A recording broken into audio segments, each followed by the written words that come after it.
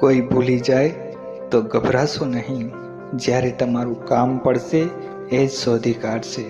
તમે બસ વહેતા પાણીની જેમ વહેતા જાઓ, કચરો આપમેળે કિનારે થતો જશે. નસીબનું ક્યારેય કોઈ છૂટવી શકતું નથી, અને છૂટવી જાય એ ક્યારેય નસીબમાં હોતું નથી. જ્યારે કોઈ હાથ અને સાથ બંને છોડી દે ત્યારે કુદરત કોઈ આંગળી પકડનાર મોકલી જ દે છે. કદાચ આનું નામ જ જિંદગી છે. એવી વ્યક્તિને ક્યારેય પરાજિત ન કરી શકાય જેની પાસે શક્તિ અને સહન શક્તિ બંને હોય.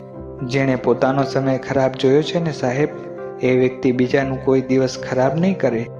વિધાતાએ લખેલા લેખ અને મા બાપે આપેલા સંસ્કાર ક્યારેય ખોટા નથી હોતા.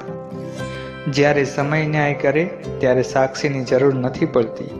વ્યક્તિમાં સુંદરતાની ખોટ હોય તો સારા સ્વભાવથી પૂરી શકાય છે, પરંતુ સારા સ્વભાવની ખોટ કદી સુંદરતાથી પૂરી શકાતી નથી.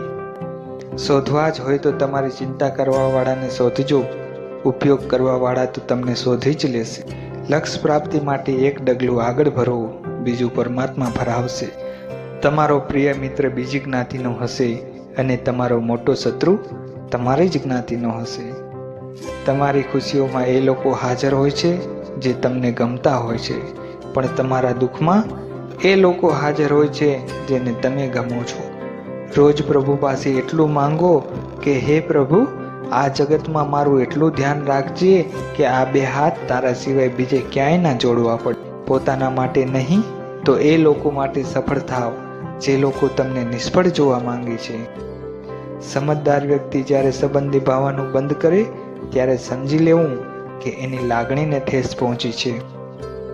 સંબંધમાં સામેવાળા વ્યક્તિની દુઃખની નસની ખબર હોવા છતાં ક્યારેય એનો ફાયદો ના ઉઠાવવો એ જ સાચી લાગણી.